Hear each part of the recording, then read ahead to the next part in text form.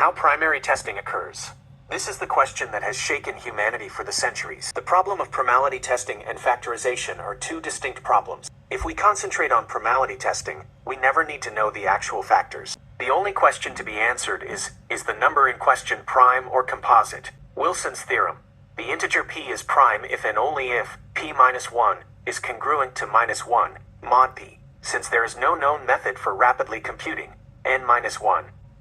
Modn, in, say, log n steps, so Wilson's characterization of primes is of no practical value to the testing of the primality of n. There are many different primality tests, and they can be classified in at least three different ways. 1.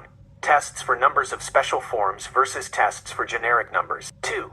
Tests with full justification versus tests with justification based on conjectures. 3. Deterministic tests versus probabilistic or Monte Carlo tests. Miller's test in 1976, G.L. Miller proposed a primality test, which was justified using a generalized form of Riemann's hypothesis. The APR test, the primality test devised by L.M. Adelman, C. Pomeranz, R.S. Rumley, 1983, also known as the APR test, represents a breakthrough because 1. It is applicable to arbitrary natural numbers n, without requiring the knowledge of factors of n-1 or n+1. 2.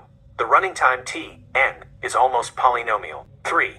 The test is justified rigorously, and for the first time ever in this domain, it is necessary to appeal to deep results in the theory of algebraic numbers. It involves calculations with roots of unity and the general reciprocity law for the power residue symbol.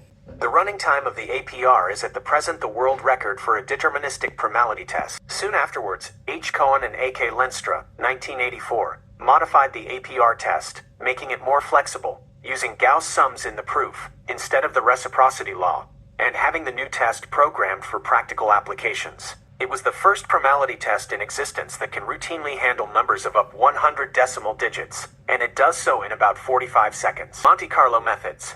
Ribbenboim mentions 3 Monte Carlo tests, due to R. Bailey and Wagstaff Jr., 1980, R. Solovey and V. Strassen, 1977, and M. O. Rabin, 1976, 1980. Elliptic curves primality proving, ECPP.